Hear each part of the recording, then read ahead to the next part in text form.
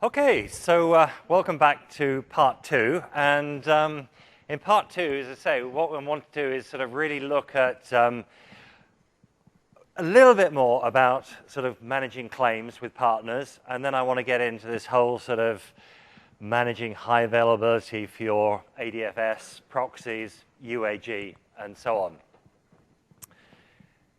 So what we're going to do now is remind them to sell. So we trust the partner. What we've got, of course, is this relationship that we establish. So we've got the claims provider trust and the relying party trust. I'm not going to set one of these up. It is so simple. It's just an exchange of federation metadata, job done. All right, and we've established the trust. But what I do want to talk about is this, the claims flow. Because with the claims flow, what we can actually have is some pretty complicated scenarios. So I could be coming from, in my partner, we could coming down through the acceptance transforms. That all appears in the pipeline. This partner itself may have its own relying parties, in which case, it would flow through the issuance authorization rules, etc., for that relying party. In terms of relying party as sort of end applications. But it has a very, very important relying party here, and that's this guy. All right? So what's going to happen is we're going to take from here, it's going to go through the issuance authorization rule, permit or deny. If it's permit, we carry on processing. If it's deny, we stop. And then it's going to come up, and it's going to arrive here. And this color's a little bit faint in there, isn't it? Let's change color, just to show we've arrived as well. Okay, so we arrive at this point, and it goes through the acceptance rule. So what will you accept from your partner? If my email is, I don't know, example.com, will I accept example.com emails from my partner? Probably not. Because I have a user called administrator at example.com. It's the all-powerful administrator of my SharePoint sites. I really don't want that same person coming from the other organization. So what I want to do is actually block that at the edge. So I want to control that edge there. And I can then come in here, and again, I would translate appropriately and send it to the relying party. But this guy over here might have other partners, and the other partners supplying the information. So now we've got a security token coming in. We apply the acceptance transform rules to that. They go through this lot, and over they come through the trust to me. Again, ends up in the claims pipeline, and then gets processed appropriately, and we may go off in that direction. So there's a lot to think about when crafting these claim rules. We need to think very, very carefully about the security of the whole aspect. And the sort of thing I've done with a lot of customers is actually I've said, look, what we need is something really simple coming from the partner, and if that exists in the claim, they are responsible for that token. And there can be no, well, we made a mistake, it shouldn't have been in there. I mean, they're still responsible even if they made a mistake. But what we want to do is make it really easy. So what I do is I say, when you generate from the AD, so let's stick with this color. Actually, let's try red won't work. How about yellow? No, that won't work in the middle. What about green? Green's a good color. Okay, so I say in this acceptance transform rule, auto-generate a marker that defines you. So if this was example, let's go, this is xyz.com. You generate an XYZ claim. And that is generated at that point, right? And it's passed through. So if I receive here XYZ, I'm going to say, okay, I will accept it. But if XYZ isn't in there, all right, I'm going to reject it. And I do the rejection actually in the issuance authorization rules. So I actually reject it at that point. It's sort of, you could say, well, we could still make mistakes. And of course they can make mistakes. They could actually write an acceptance rule from one of their other partners that put XYZ in there, or they didn't block it coming in. and it passed through. But then it is totally their responsibility. And it's about the business relationship of the trust. It's establishing that, saying, you put this marker in there, you are responsible. If the marker's not in there, I will reject it, which will help with your security, all right? So if I will not take something unless that marker's there. Okay, so what I actually want to do is, I've got to clear that lot. I just want to go through the process of the sort of claims flow in terms of actually trusting the partner. So I'm going to start off here on my Federation 1 server. So this is in example.com. And what I've got is, in terms of relying parties, remember we've got wss.example.com. Let's just remind ourselves of those rules. So because our WSS server needed a name, I took the email address and converted it to a name. So that's where I got the name from. I decided I wanted to use the email address, the name, within SharePoint. In terms of sending roles, I wasn't particularly fussed. So I said, any roles that are in the pipeline, send them through. All right? So I didn't make any sort of qualification on those roles. I then got my trust, my claims provider trust, and this is with my partner organization. And here, if we edit the claims, what I've got is, if we look at them, I've actually got pass-through emails and SP visitors. But I've here said pass-through SP visitors. So whatever other roles are sent to me, I'm going to reject them. All I'm interested in is, if you send me a role of SP visitors, I will pass it through. Anything else goes and just gets chucked out. And then if we look at the other one here, pass through emails, I've said I'm only going to pass through an email if the email suffix is example.com. All right, so anything else, any other suffix on the email address will be chucked out. So that's my side of the bargain. So we can actually, cancel out of that. And if we go across to the other Federation server, and we just come in here, and the claims provider trust here is Active Directory. And what I've got here is I've got all the other stuff, plus I've got this sort of standard transform that I use, which is email names coming out as emails and token groups. And remember, token groups, unqualified names, is just the text string of the group coming out as roles. So that's what comes out of the Active Directory in the partner. So this is Federation 2. And then what we've got is the relationship with the other organization. So the relying party down to adfs.example.net. Now, we don't have an SP visitor role. We don't have an SP visitor Active Directory group in our organization. What we've used is people who have that sort of level of clearance, rather than being a SharePoint visitor, we've defined readers. So what we can do is we can actually just say, incoming claim type role, outgoing claim type role. If the incoming claim type is reader, the outgoing claim type is SP visitors. So we do a translation here. So this would be a matter of agreeing with your partner what you can actually send me. If I want your people on my website, I want them to be SP visitors. And they're saying, oh, but we don't have SP visitors.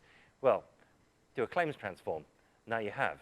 All right, so we can do that. And then the other one in here is send email aliases. So we simply send the email aliases across. And that sort of just takes you through the stages. But you've got to be very, very clear on what you're doing. I don't think it's a bit like setting access control lists, on the file server. And what's the best way of screwing up your access control list? It's to sit down at an access control list, scratch your head and say, oh, what settings should we use?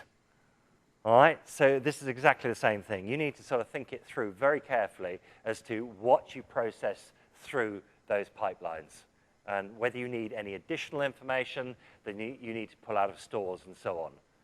And also, what are you going to do? You're going to help your partner by maybe declaring an immutable identifier.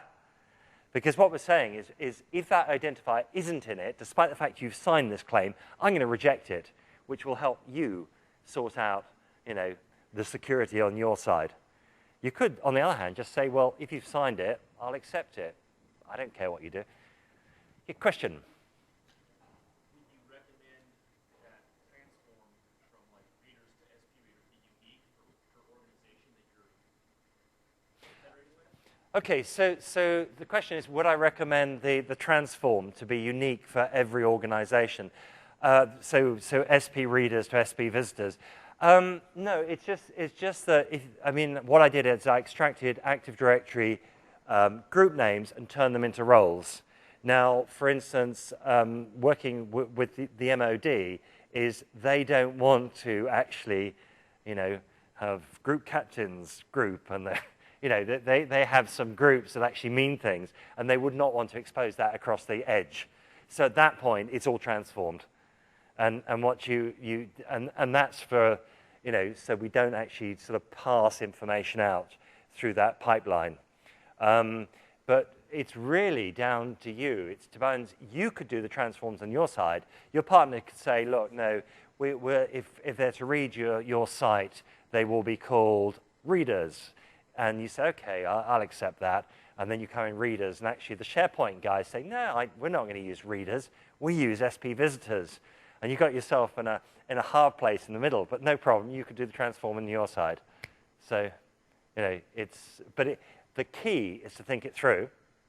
And the other key, an absolute must, is to try in that claim rule name, write your intentions, right?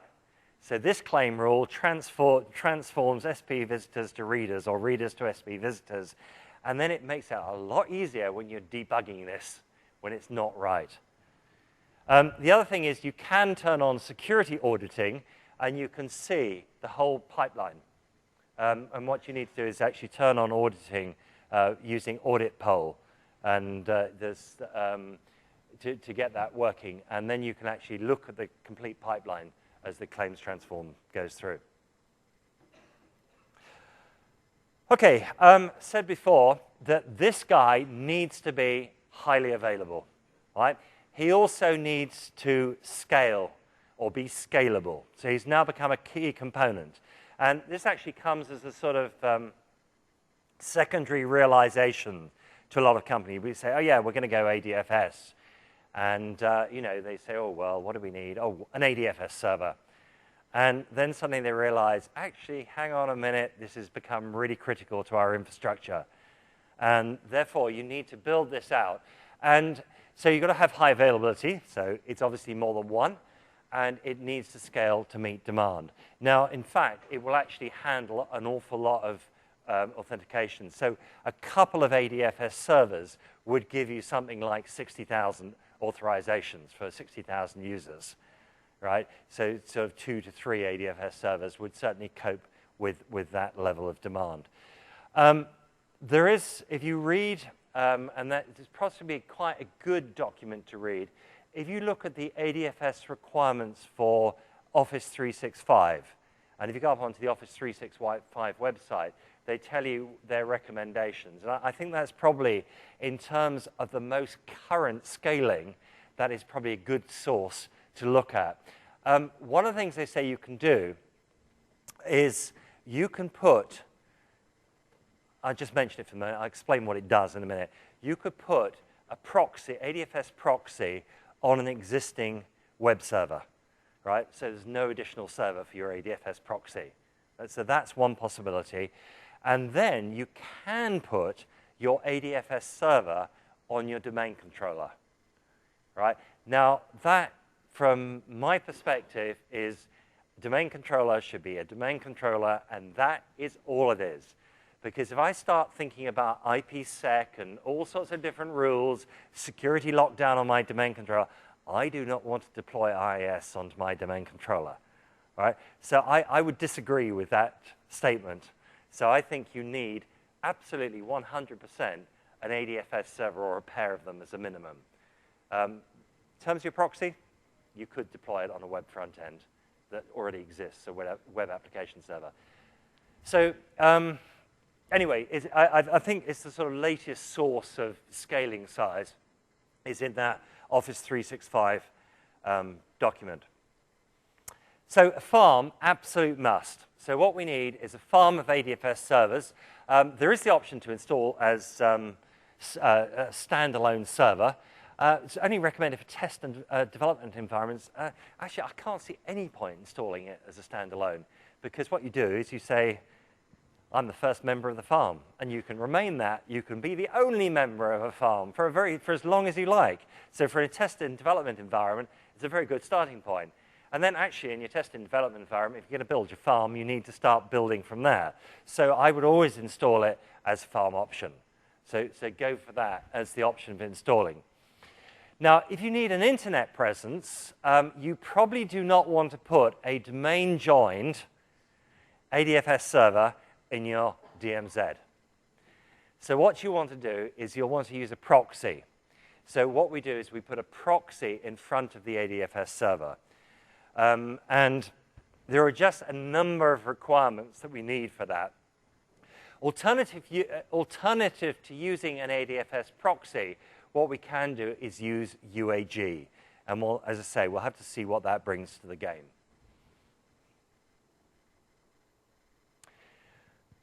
So if you're deploying a farm, we put in a farm of proxies, and we put a farm of ADFS Federation servers.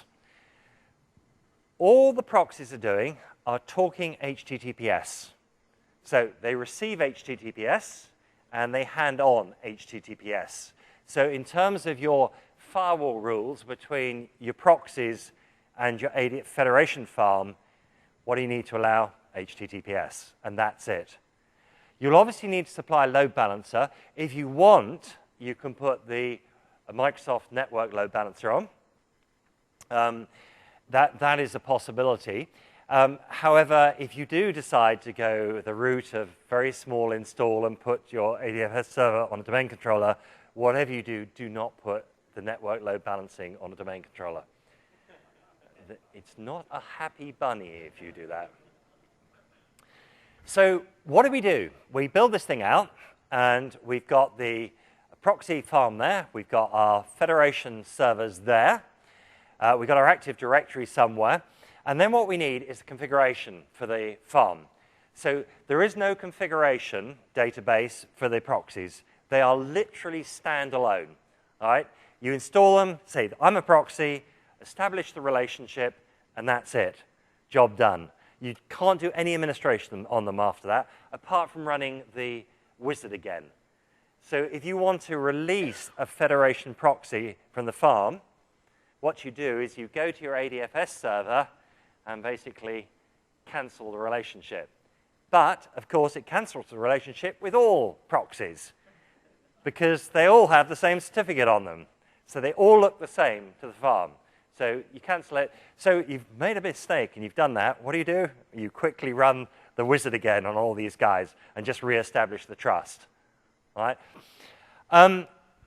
Your remote users come in at the front end of the proxy, and what it will do is it will use forms auth. All right? Your internal users come in at the front end of the Federation farm. As we've seen, it uses Windows auth. So if your Federation farm URL is inside your intranet zone, credentials can be passed straight through. All right, so if you're sitting working away in the office, the credentials go straight up to your ADFS server. So even when you're going across to a partner organization, of course, it all bounces back to your Federation server, is where you get authenticated, and the credentials just flow straight up. Whereas if you're out on the internet, you are going to be prompted with a form where you need to put your credentials in. And that will be then passed through to the back-end ADFS servers. So what do we need to do to set this lot up? First thing you need is when you install the Federation farm, you need to select the option to install it as a farm. First guy becomes a primary, all right? And then if you're doing it through the UI, it will use WID, or the actual Windows internal database. And that first server will be the primary, and it has read-write access to that database. And then as you join other members to the farm, what they do is they take a copy of that database, and that's a read-only copy on all other farm members. So we do the administration. If you look in the UI, there is no administration on any farm member that is not the primary. So you lose your primary, what do? You run a couple of lines of PowerShell. Well, actually, you run one line of PowerShell on the primary if the server still exists. Select another primary, and then point the other servers to that primary. So if you use WID, it's a maximum of 5 servers. Well, if we think we can use 2 or 3 servers and get away with 60,000 users, you've got to have a lot of federated users to need to go above 5. Advantage, of course, of using SQL is you're in total control of the database. You can put all the SQL tolerance, fault tolerance on it that you want, whether you want to do mirroring or whatever you want to do in terms of looking after your SQL cluster. If it's on WID, it's automatically replicated to the other members. So there's not a huge amount of advantage of using SQL. If you've got thousands of trust relationships, then yes, you've got to sort of start thinking about database size. But if you've got a few trust relationships, it's not really a big issue to run on WID. Although some people will argue it's always SQL as a database. Question? Is it easy to migrate from WID to SQL later? Yeah, start again. It's the simplest way. But I mean, I would always do all the configuration. I like to do the configuration in PowerShell. So I test that in my test environment, and then in terms of deploying configuration, it's really quick. There's another question somewhere.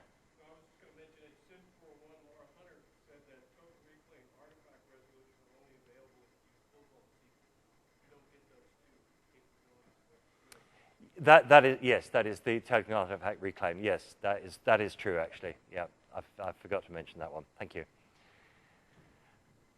Where are we? Yeah.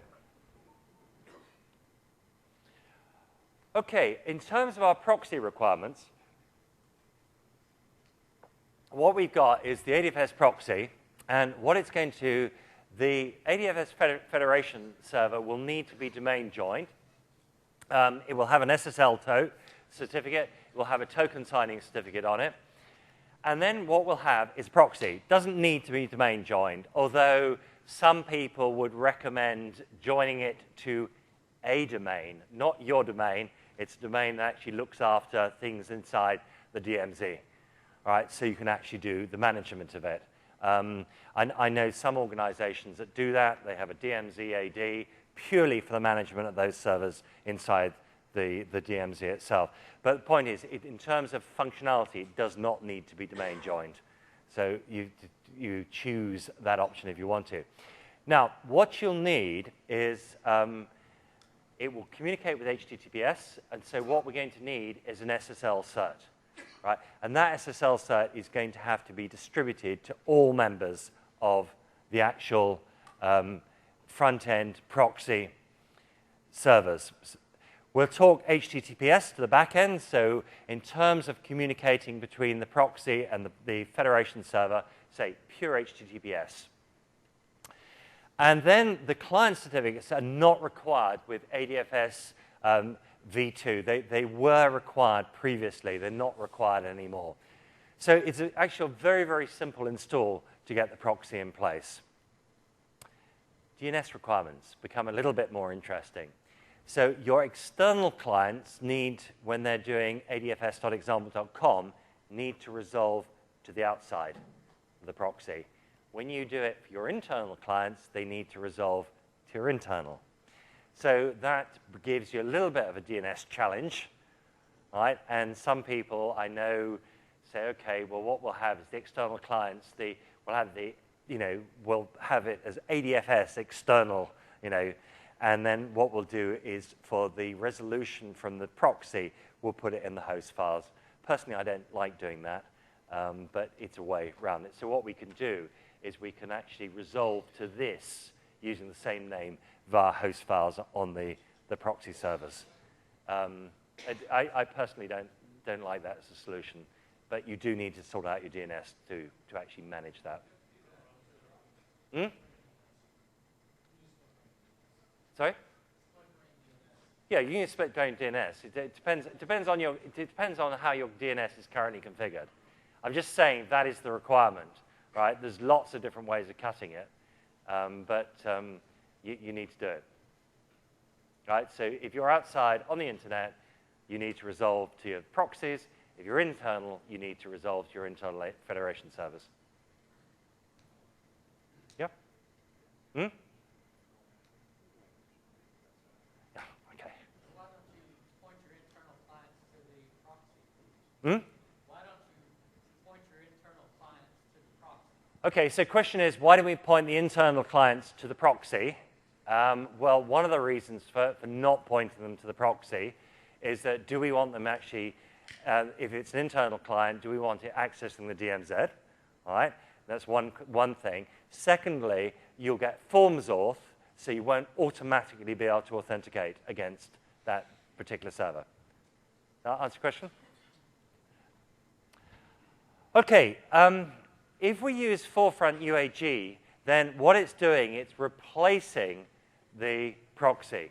So now what we do is with Forefront UAG, we publish our ADFS server through it. So now the ADFS server through Forefront UAG is available to partners so they can communicate directly with it. We can then publish also claims-aware applications. So they end up being published in a portal within UAG. And the other thing that UAG brings to the game is it allows us to publish Kerberos apps. Right? They're not claims aware at all. And what we can do is use Kerberos constrained delegation to actually access those applications. Right? And I will come back on exactly how that works. Right? But first of all, if we look at this, how many of you are using Forefront UAG? Oh, probably about 6 hands, max. Okay. So Forefront UAG is designed as your entry point into your corporate network. So what it's there for is for VPN access, HTTP, HTTPS access, for direct access as well. So it's your sort of direct access entry point. Question? Yeah, what's the difference between UAG and FTMG?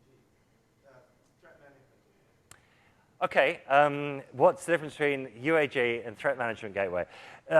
Simple terms is UAG is for coming in, Threat Management Gateway is for going out. All right? This guy actually includes TMG, Threat Management Gateway, right? But it is not designed to allow your clients to go out onto the internet.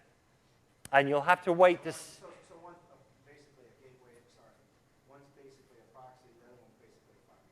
Yes, yes, yeah. And I mean, you need to watch this space as to what the future of both those products are, as to what's happening.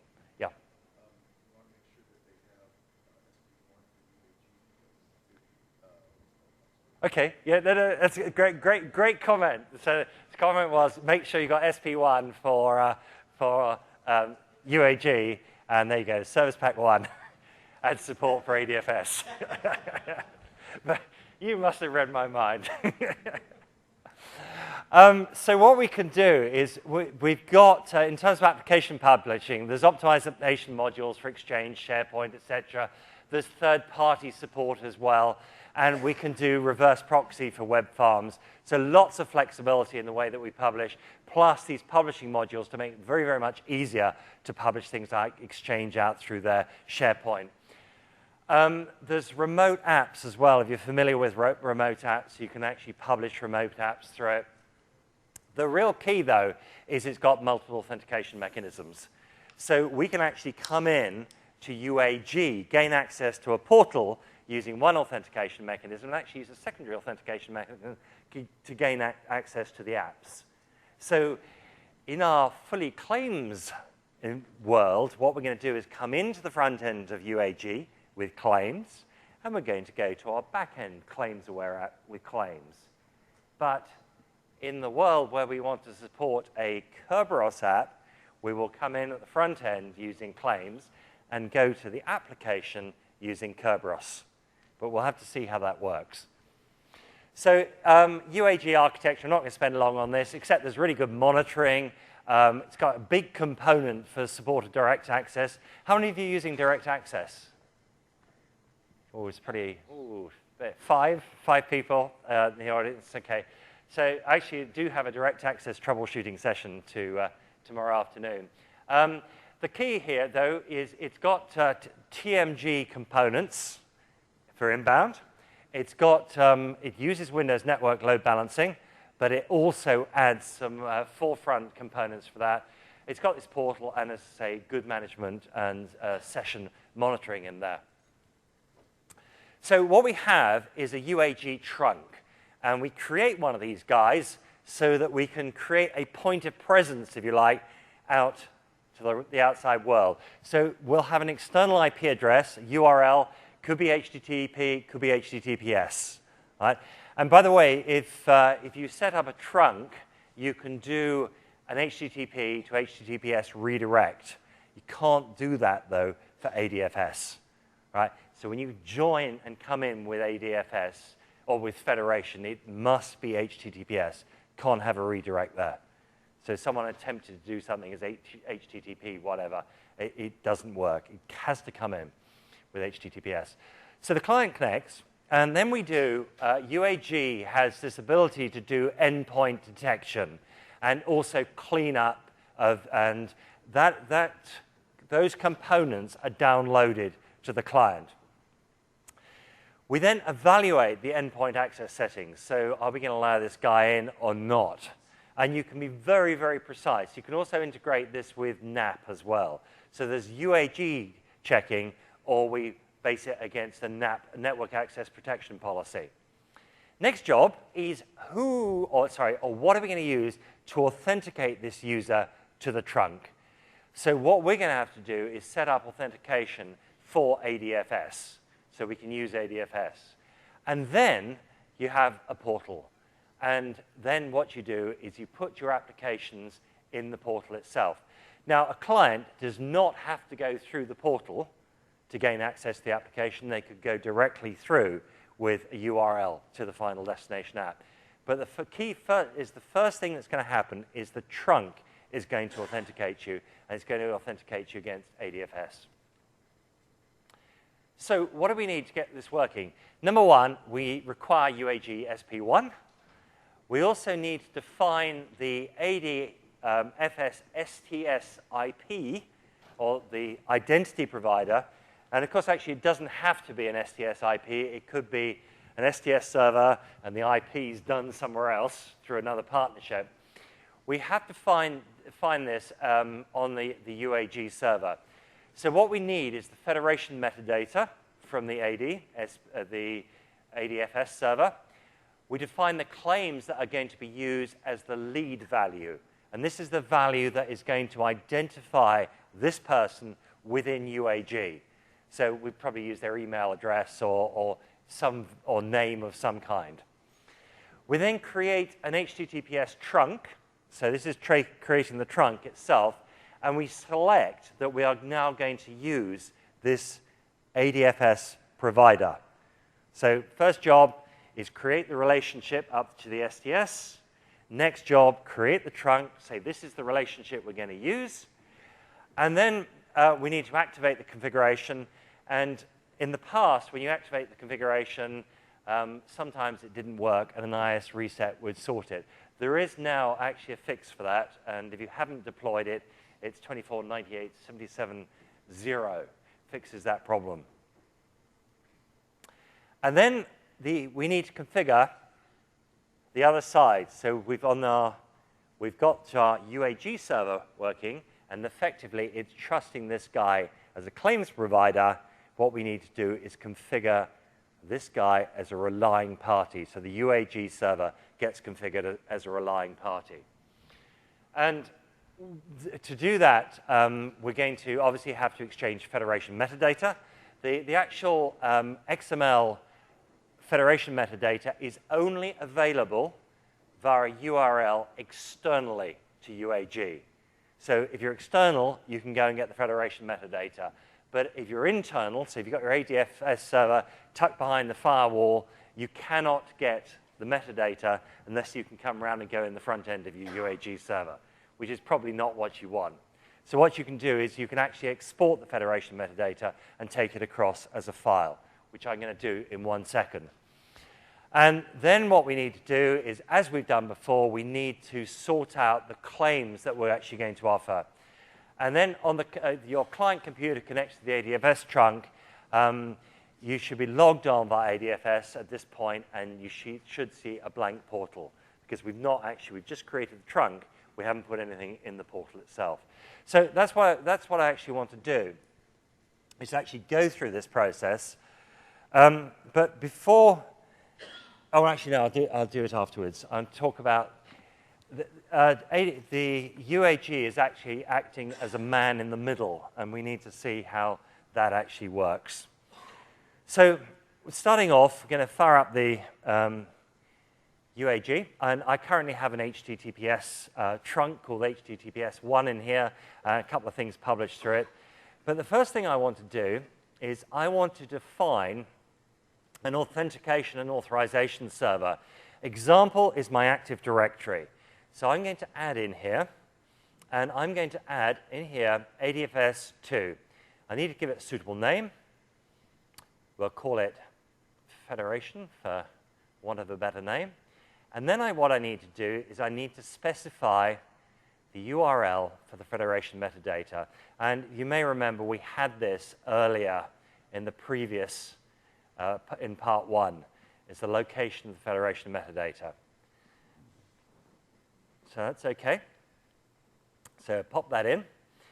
And if we click on Retrieve Metadata, if we got our certificates wrong, that's the first time we'll see the certificates being wrong, because the metadata is actually signed.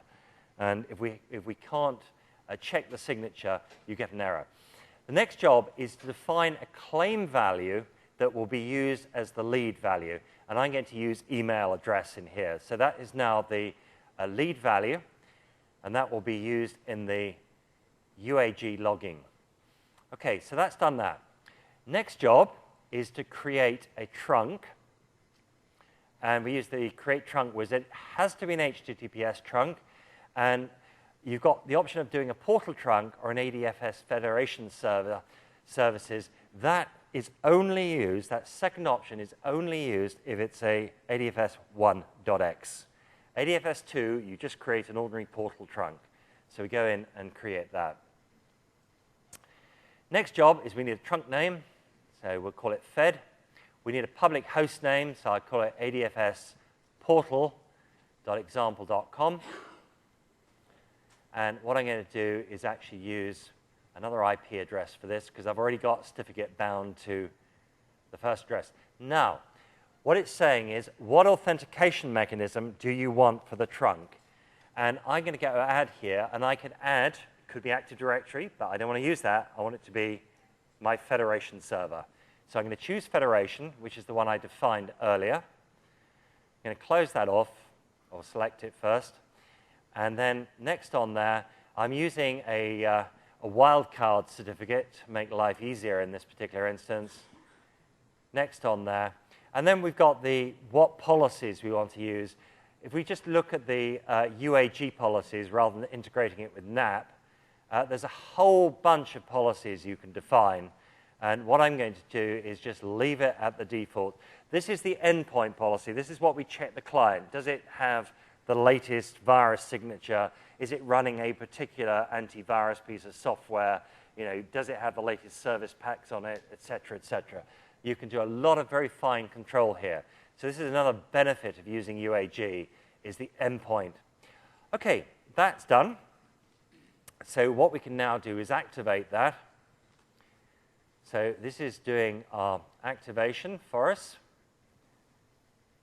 And once that's complete, what we can do is grab the Federation metadata. So this will take a few seconds. So first thing we did, we defined Federation as a authentication provider, and then we created the trunk. So that's done. I'm going to finish that. And I'm just going to go and grab my Federation metadata. So this rather tortuous path is in the slide deck. So programs, files, forefront unified access gateway, VON.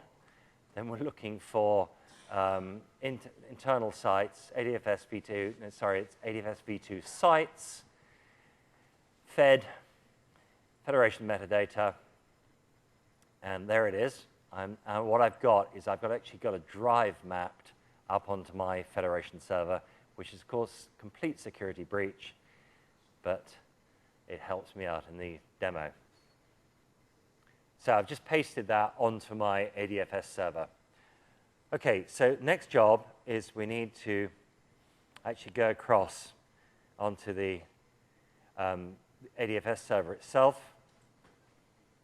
And so we'll bring up the ADFS management. And what we're doing here is creating a trust relationship to a relying party. And the relying party this time is going to be UAG. So we start the relying party trust wizard. We need to import the metadata. I can't do it via URL. So I browse for the file I just copied up, which is in the root of my C drive. Grab that. There's the Federation metadata. Need a display name. It's not actually in the data. So call it UAG. Permit all users. Next on there. Next. And it's all done. So we can close that off. And then what we need to do is we need to add a rule. And what I'm going to do is, in this particular case, I'm actually just going to extract some stuff from the AD that I need. So I'm just going to call it required for, I don't know, Federation. OK, so I'm going to go into my Active Directory. And what I want is, first of all, I want the email address. I also want to put in here a UPN, user principal name. Why? You'll see later. And I'm also going to put in, I'm going to take here and choose my token groups, unqualified names, and I'm putting that out as a role. So email, UPN, and groups as roles. So we've got that information coming out. Finish that off. OK, and what we should find, if we go back over to our Windows 7, I've got a link here to my ADFS portal, and what I should find if I go to it, that we're connecting, so check the device compliance, redirecting to log on. We're being asked to log in to adfs.example.com. So we log in as one of my example users, Tom.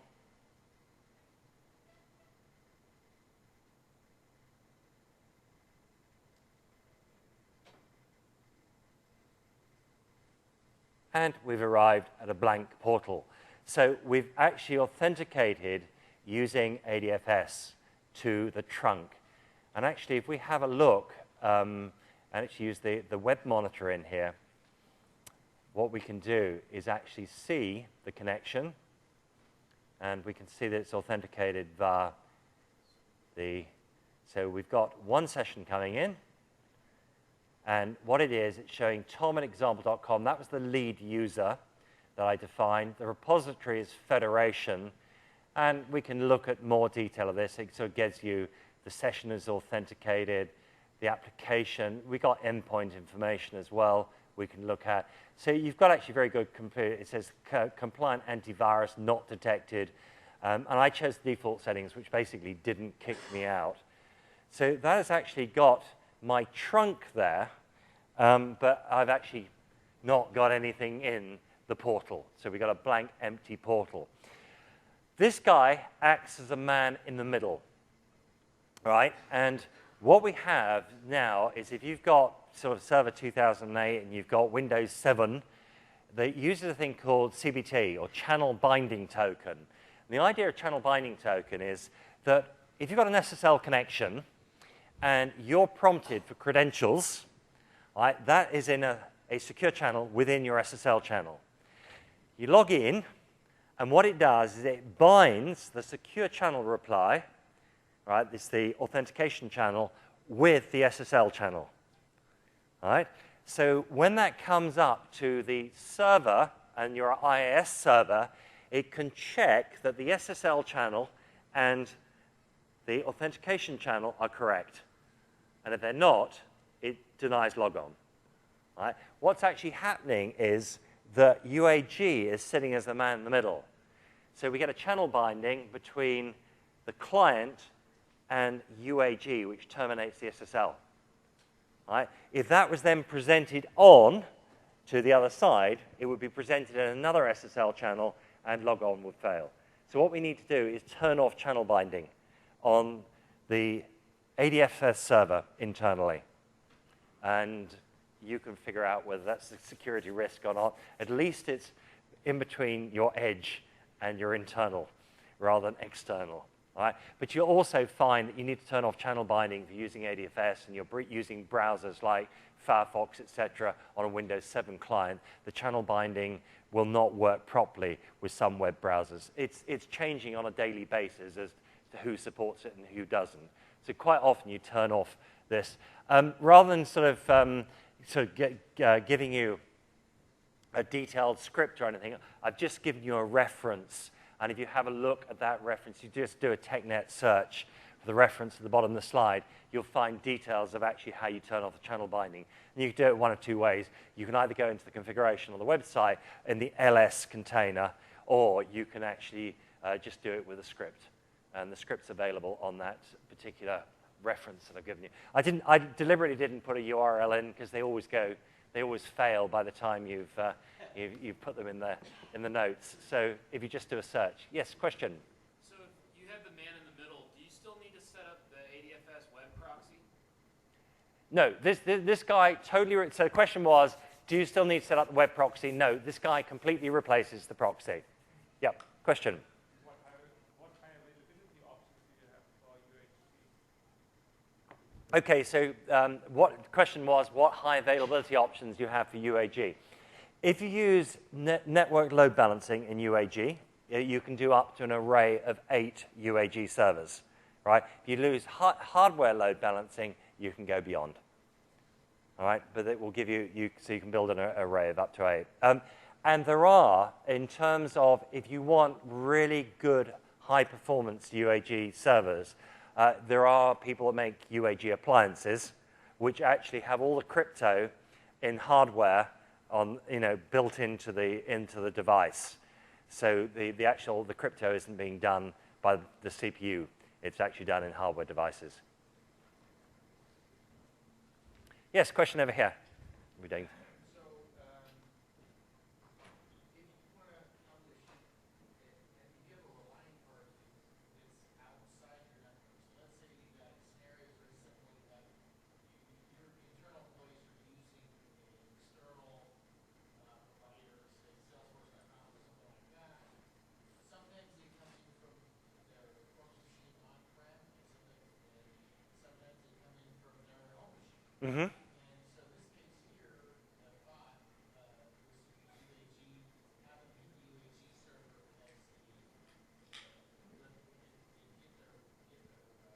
get their sample from the map and then send back bouncing ball Mm-hmm. to essentially proxy the ADFS from that perspective, so they can use factor off. Yep.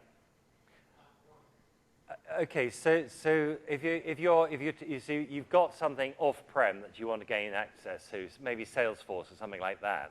Okay, so what you'd be doing is actually you get a referral from Salesforce back to your ADFS server, right? Which also, not only is it published the portal, it's also published the ADFS server at this point.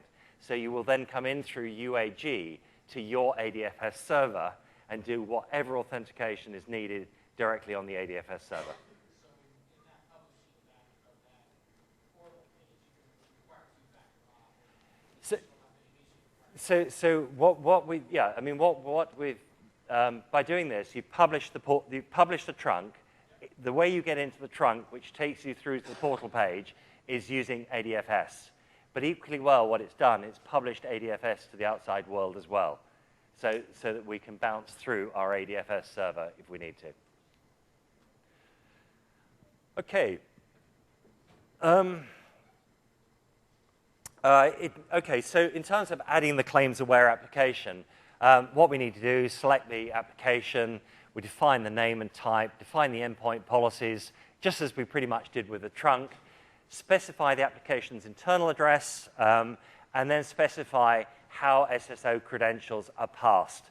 And what we want to do is we're going to put the application in the portal, and what we want, it's authenticating to the trunk using claims, and what we want to do is if it's claims-aware application, say, use Federation to authenticate to the app.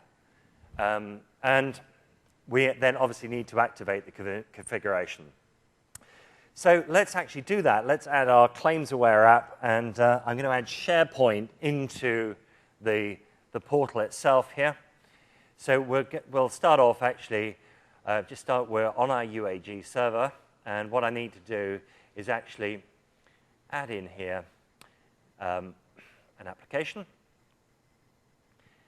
And what type of application? We'll have a web application, and there you go. There's a publishing template for it. So we're going to go over SharePoint Server 210.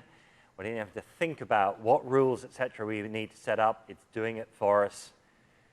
And we choose an application name. Again, what we can do with UAG is we have these rules, if you like, the endpoint policies to come into the trunk, and now we can have endpoint policies to go to an application. So although you can come in with endpoint policies into the trunk, you may not be sufficiently secure to go to the application itself. So we can define those, and you can have download policies and restrictions. There's a lot of flexibility here, but I'm not going to go into publishing app particularly. This is about getting Federation work. So configure an application server. Now, what you choose is if you've got an application server, single application server, or you've got a farm of application servers that are supported by network load balancing, you choose the first option. If you choose the second option, configure a farm of application servers, what UAG is going to do is the network load balancing for you, right? So it will do that. So we choose the first option. We need an address, so I need to put in here. I got home.example.com, and I'm making that my public name as well. So it's using HTTPS, and remember, everything must use HTTPS. And then I choose single sign-on, and I'm choosing Federation here. Okay, well, that's the one we defined earlier. So it's Federation into the trunk, it's Federation to the application, open in a new window. Next on there. Next, finish it off. And what we do is we activate it as before. And as soon as it's activated, what we should find now is SharePoint is sitting inside in the portal, all ready to go.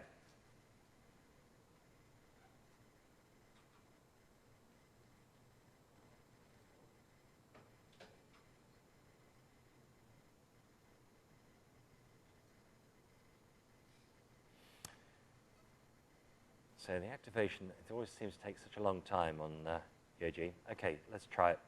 Give it a go.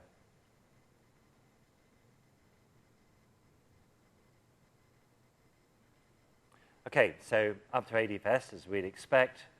So we'll log on as our guy in here. So we'll use Tom again. And there we are. Ah, okay, empty.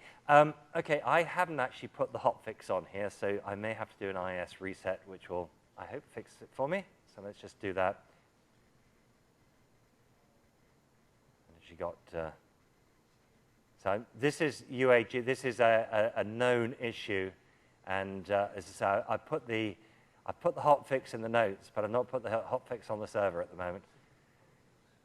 I didn't realize you had to do both.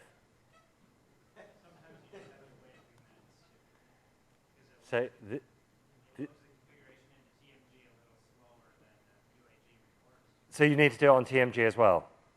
You're saying? Sometimes you have to wait for TMG to fully converge or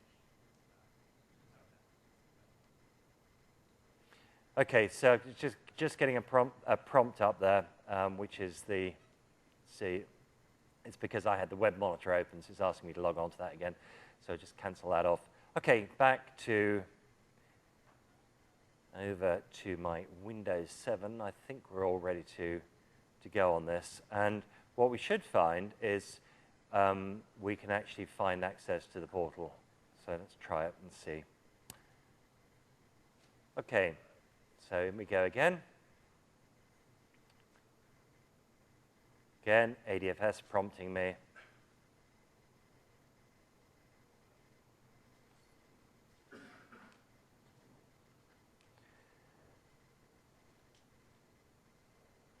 It's nice to see.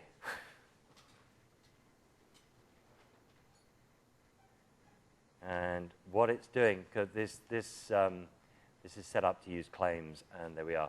So we've actually authenticated now in here. So we authenticated, first of all, when we supplied the credentials, it was to the trunk itself, and then the credentials automatically got sorted out by UAG and passed through to create a claim or token for the application. Now, there are times when you want to deal with non-claims aware applications. And this is where you've got maybe an app which is Kerberos only. All right? If it's an ASP.NET app and you've got an install with on it, what you can do is you can actually do a translation between claims to NT token.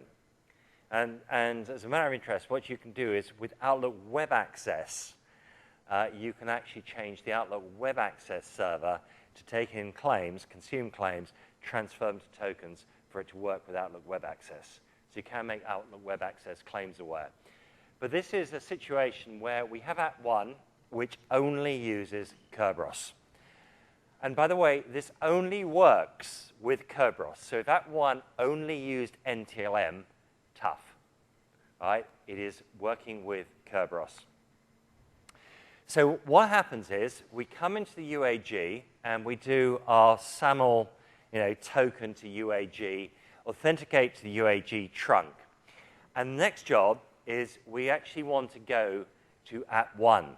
So what UAG does is it goes and requests a Kerberos token on our behalf to the backend server, App 1. Gets the token back, and then presents it. So what does that mean if we have a partner organization? What will we have to have in our Active Directory? Yeah, the partner will have to be in there, or a shadow account will have to be in there. So we'll need shadow accounts to support that. Okay. You can actually auto-generate a shadow account, and I've never done it with ADFS-v2, but with ADFS-v1, we did some clever jiggery-pokery and auto-generated shadow accounts, so that when somebody came in, because in ADFS-v1 there was an NT token claims agent, NT token web agent. That's gone. So we need this works extremely well if you want to use it. Sorry? So in our organization, we have a lot of problems having the Active Directory domain controller sitting out there, doing Kerberos without a firewall in the middle. They don't want to open up all these ports. So can you talk about that a little bit? Well, the UAG server itself will be domain joined. So I'm sorry, say that again. the UAG server will be domain joined if you build an array. Yeah. So, it needs to. So I mean, if you want to use Kerberos constrained delegation, it has to talk to a KDC, right? You could, if you wanted to, of course, have RODCs, right, for it to talk to. So but you could still talk through a firewall to RODCs, which gives you an extra layer of protection as well. The way this works is we've got client authentication. It comes into the UAG server, And what the UAG server does is it uses what's called, in fact, what it's called is Kerberos constrained delegation. That's not exactly true. It's actually Kerberos constrained delegation with protocol transition, right? And what it will do is it will actually do a request from the UAG server. It will actually make a request for a Kerberos ticket with the user's identity, right? That Kerberos ticket will be given back, and now it's a TGT for that user, all right? Did we have to supply a password or anything? No. That's the way it works. And this is why it needs to be constrained, right? So you need to be very, very careful with how you constrain the use of delegation when we're using Kerberos constrained delegation. Next job, the UAG server sends back the KDC and says, can I have a session ticket for this user? All right?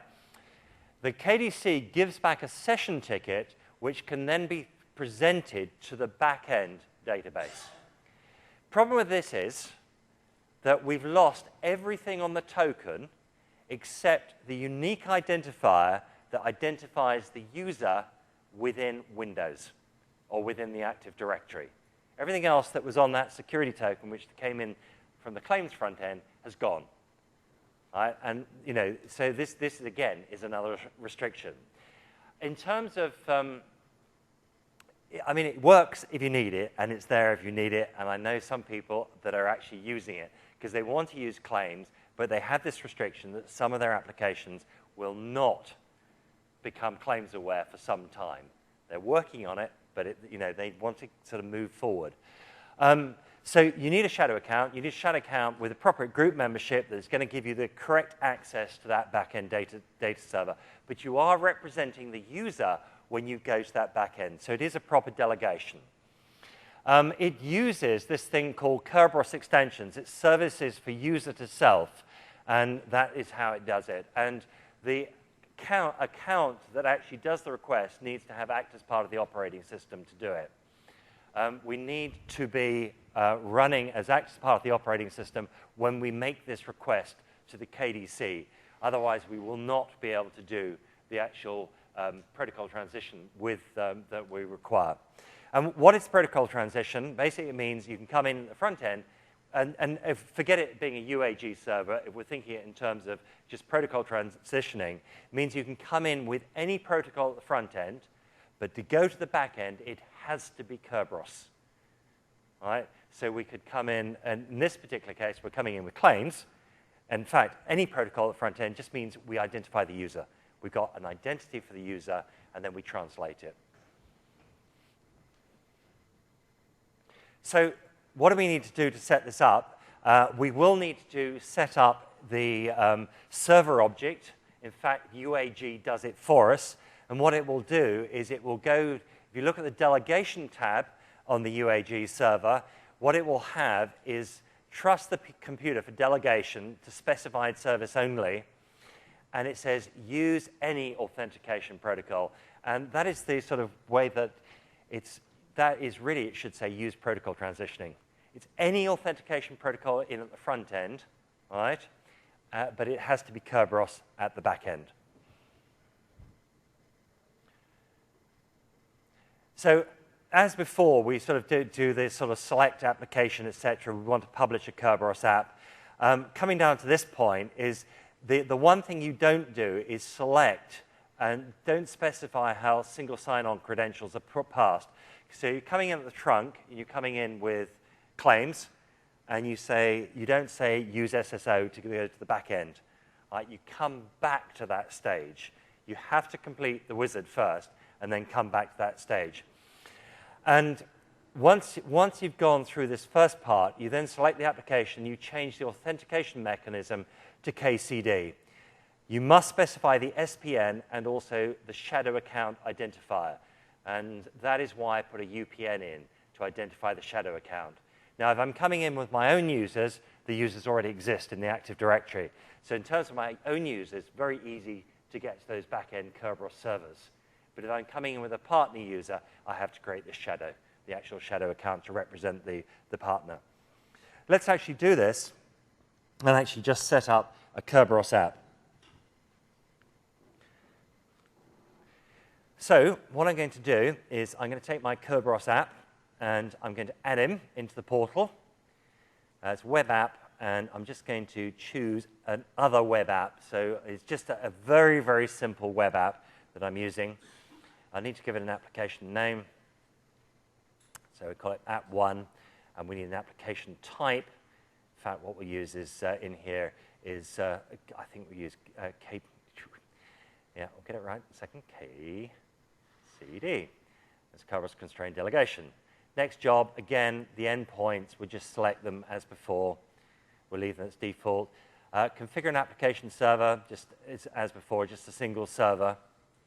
So we're not going to make any changes there. We now need the address of the server. And I'm actually using host address translation here. So this is an internal address for me. And on here, use SSO. This is the one point you don't check this box at this stage. Leave it blank. Normally, previously we checked it and we said use federation. Here, leaving it blank, we're going to open in a new window. Next on there, and finish. Now we go back to App 1, and we choose to actually change the authentication. So use SSO and use Kerberos Constrained Delegation for a single sign-on. And here we need the SPN. And remember, the SPN, if we're running as a local system, must reside on the computer account object. If we're running with a different service account, it's got to reside on the service account object. And what I'm using is use the value for this claim type as the shadow account username, and I'm saying use the UPN to do that. Okay, so having done that, we finish that, and if we activate it,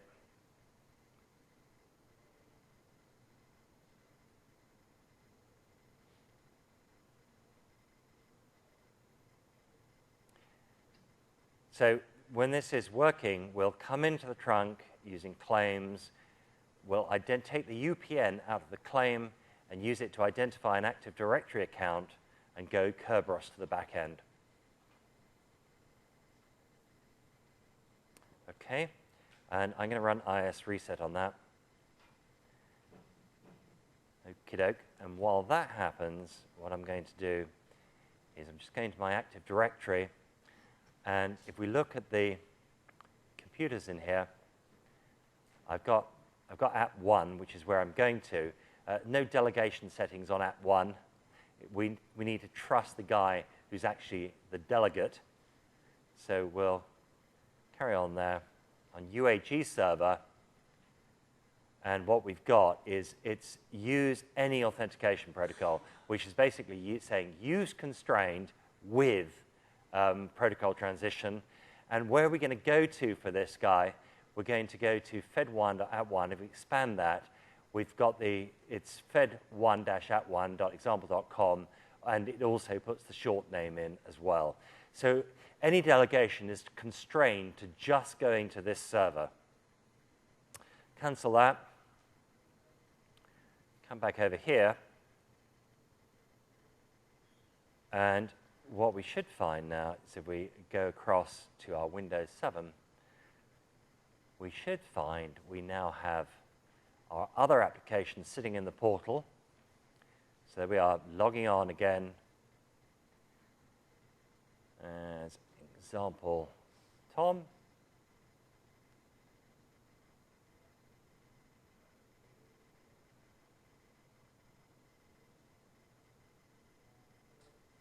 Okay, there it is, app 1.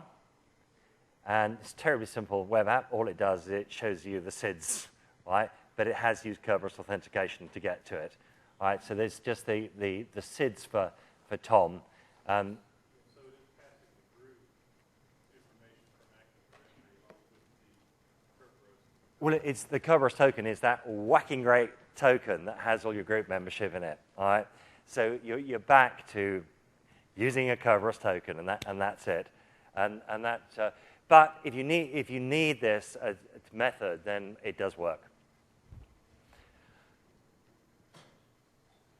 Okay, so absolutely important to get your certificates right. I said it this morning. Sorry, I said it in the previous session.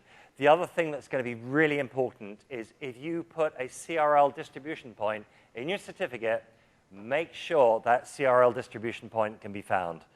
And if you're not, it's just part of your PKI design. You need to make sure that the CRL can be located. So I think, if you're going to look at Federation, there are some quite good VHD images up on the Microsoft website. To be honest, once you've got once you've actually got sort of, an active directory, if you've got in a test environment, to actually build a couple of Federation servers is actually very, very easy to get them going. The difficulty is around just thinking about all the claims transformation and everything else. But do build a test environment. If you're deploying UAG, again, you need to deploy that into your test environment. And you can then do the publication of your portal through your trunk and also the publication of your ADFS server. So your partners, if you're going to a partner site, we can actually get that reference back through ADFS. And again, I've mentioned it again at the bottom of there, make sure all certificates and CRLs are available. I did a pre-con on Sunday, which was going into the real nitty-gritty of exactly how all the claims flowed, how DubIF actually fitted in, and the claims authorization manager and all the rest of it. I'm doing this now as it'll be a one-day event that we do sort of around the world. I don't know, we've been doing them extensively in Europe and beyond, but never come across this side of the pond, as they say. So if you can persuade a Microsoft sub for somewhere near you, it'd be a great idea to run it, do let me know. And if you want to drop us an email, and if we are coming over to the US to run the whole day event, we'll certainly let you know as well. And always available for consultancy. Very happy to, if you want to send me an email, I've got a quick question I can answer, always happy to do that. If you want to send me an email with lots and lots of questions, always happy to charge you lots of money as well. And all I want to say is thank you very much for staying late session, I know. If you could please make sure that you fill in the evaluations, because if you don't, we don't get invited. As third-party speakers, you don't get invited back again. So please, I also read every evaluation. So what's really useful is the comments. Just you can give comments, and I can get a feel for how it worked. And if you've got any questions, I'm quite happy to hang around for a while. By all means, come up and we can have a chat. Otherwise, if you're coming on the direct access session, I will see you then. And if not, have a safe journey back, and I hope you enjoyed Tech Ed. And thanks for coming.